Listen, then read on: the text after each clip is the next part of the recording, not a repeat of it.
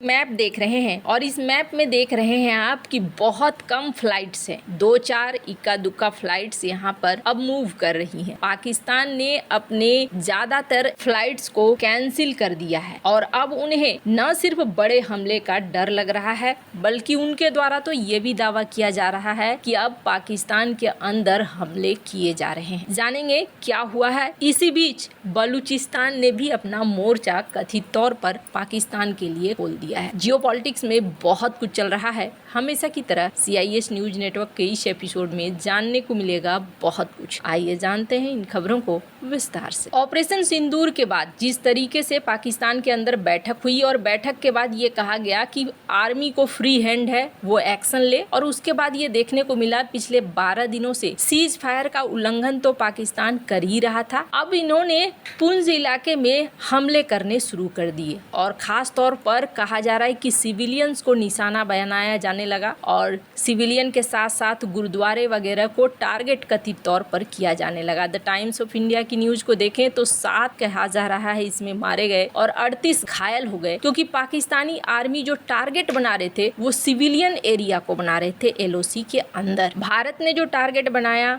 वो terrorist camp थे या टेररिस्ट केंद्र थे, लेकिन यहाँ पर अब इन्होंने सिविलियन को लेकर टारगेट बनाना शुरू कर दिया, जिसके बाद माना गया कि भारत हो सकता है एक दूसरा ऑपरेशन सिंदूर 2.0 भी चलाए। स्क्रीन पर न्यूज 18 की भी इस खबर को देख सकते हैं, जिसमें पाकिस्तानी आर्मी पुंछ में फायरिंग कर रही थी और वो भी टारगेट कर रही थी सिख संस्थानों को। पर यहाँ अभी बहुत सारी चीजें जो आधिकारिक तौर पर नहीं आई हैं, पर पाकिस्तान का कहना है भारत ने उसके देश के अंदर एक्शन शुरू कर दिया है। दरअसल हुआ यह है कि लाहौर के अंदर भीषण धमाके की रिपोर्ट सुनने को मिल रही है और कहा जा रहा है कि एक के बाद एक 3 धमाके सुने गए। पाकिस्तान की जो मीडिया हाउस है उन्होंने रिपोर्ट किया है कि पाकिस्तान के पूर्वी शहर लाहौर में गुरुवार सुबह एक विस्फोट की आवाज सुनी गई। एक दिन पहले ही भारत ने पाकिस्तान में ऑपरेशन सिंदूर के तहत 9 आतंकी ठिकानों पर हमले किए हैं, जिसमें दर्जनों आतंकियों के मारे जाने की रिपोर्ट है, जिससे दोनों देशों के बीच एक बड़े युद्ध का खतरा भी मंडरा रहा है। पर कहा जा रहा है कि कम से कम 3 धमाके सुने गए। रिपोर्ट में कहा गया कि धमाके की आवाज काफी तेज है और कम से कम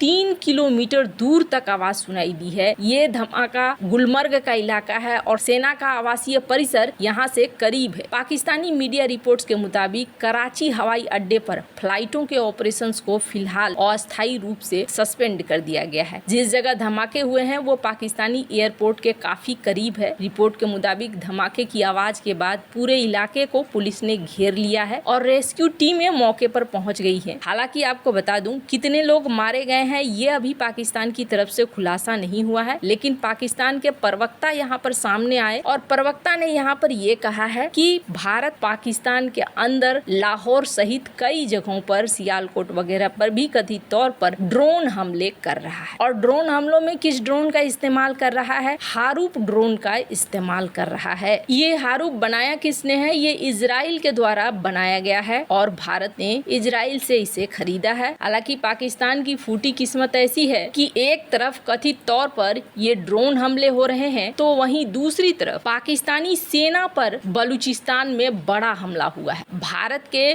मिसाइल हमले के साथ ही पाकिस्तानी सेना के बुरे दिन शुरू हो गए हैं, ऐसा लग रहा है। अब बलूचिस्तान में सशस्त्र विद्रोहियों ने भी पाकिस्तानी सेना पर एक बड़ा हमला बोला है। बलूचिस्तान लिबरेशन आर्मी ने पाकिस्तानी सेना के काफिले पर हमला करके पूरा का पूरा सैन्य वाहन ही उड़ा दिया है और इस हमले में पाकिस्तानी सेना के 12 जवानों की मौत हुई है। बलूचिस्तान लिबरेशन आर्मी ने बोलन घाटी के मचकुंड के पास हमले को अंजाम दिया। बोलन घाटी वही इलाका है जहां इसी साल मार्च में बलूच विद्रोहियों ने जाफर एक्सप्रेस ट्रेन को हाईजैक कर लिया था। पाकिस्तानी सेना को ट्रेन को छुड़ाने में 36 घंटे से ज्यादा समय लगा था। पाकिस्तानी सेना के जवान गश्ती पर थे और इसी दौरान घात लगाकर बैठे बलूचिस्तान लिबरेशन आर्मी के विशेष सामरिक ऑपरेशन दस्ते ने रिमोट कंट्रोल IED विस्फोट के जरिए जवानों से भरे वाहन को निशाना बना लिया। धमाके के बाद वाहन के परखच्चे उड़ गए। BLA से जुड़े हक्काल मीडिया ने हमले का वीडियो भी जारी कर दिया। स्क्रीन पर आप देख सकते हैं ये ट्वीट और इस वीडियो को, जहां ब्लास्ट दिखलाया जा रहा है। हालांकि जिस तरीके से ये वाहन दिख रहा है, इस वाहन में बहुत सारे लोग लग रहा है जैसे बड़ी संख्या में सैनिक थे जिनको निशाना बना लिया गया। ये जो चीजें हो रही है ना पाकिस्तान में, ये चीजें अब लगातार बढ़ेंगी और इसके पीछे कारण कोई बाहरी नहीं बल्कि खुद पाकिस्तान है। पाकिस्तान ने खुद को इस तरीके से बना लिया है। खैर, एक तरफ बलूचिस्तान, दूसरी तरफ खैबर पख्तूनख्वा और तीसरी तरफ भारत। आप जरा सोचिए कि पाकिस्तान का क्या होगा। हालांकि पाकिस्तान ने भारत के एनएसए से बातचीत भी की है। अजीत डोभाल से इनकी कथित तौर पर बातचीत हुई है, लेकिन उस बातचीत का कोई ब्यौरा नहीं है। हालांकि देखें तो शहबाज शरीफ हो या बाकी नेता हो, बातचीत की बात करते हैं, सुलह की बात करते हैं, लेकिन जहां तक बात है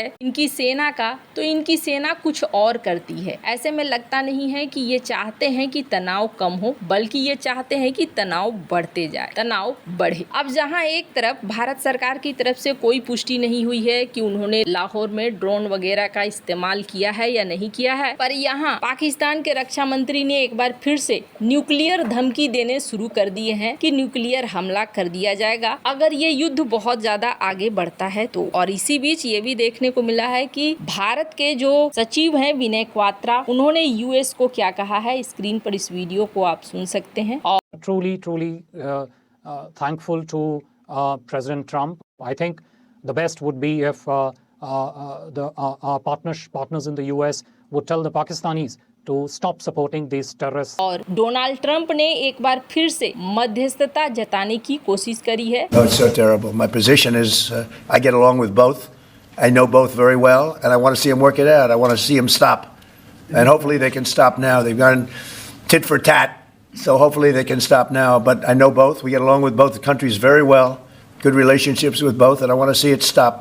And if I can do anything to help, I will be there. इन्होंने कहा है कि हम दोनों देशों को जानते हैं और बैठकर मध्यस्थ की भूमिका निभा सकते हैं। खैर, और एक मजेदार तस्वीर ये है जिसे आप देख सकते हैं। सऊदी अरब के मिनिस्टर भारत आए हुए हैं और भारत में मुलाकात हो रही है। ये पाकिस्तान को बहुत ज्यादा खलेगा क्योंकि पाकिस्तान कुछ और चाह रहा था। पाकिस्तान मुस्लिम देशों का साथ चाह रहा था। इसके उलट मुस्लिम देश इसके करीब आते हुए नहीं दिख रहे हैं। खास करके जो बड़े देश हैं जिनका प्रभाव है, वो देश यहाँ पर साथ आते हुए नहीं दिख रहे हैं। अब अगर सचमुच हारूफ का अगर इस्तेमाल किया गया है तो आपको बता दूं, हारूफ की रेंज है 200 किलोमीटर और इसमें अटैक कैपेबिलिटी है। इसको जैम नहीं किया जा सकता है। ये मल्टीपल अटैक कर सकता है। बीच में इसके अटैक को रोका भी जा सकता है। खैर, जब तक भारत सरकार कंफर्म नहीं करती है तब तक कुछ भी कहना जल्दबाजी होगी। आपको क्या लगता है इन सब मामले में? आपकी क्या राय है? कमेंट कर जरूर बताएं। जल्द मिलते हैं अगले वीडियो में नई खबर के साथ।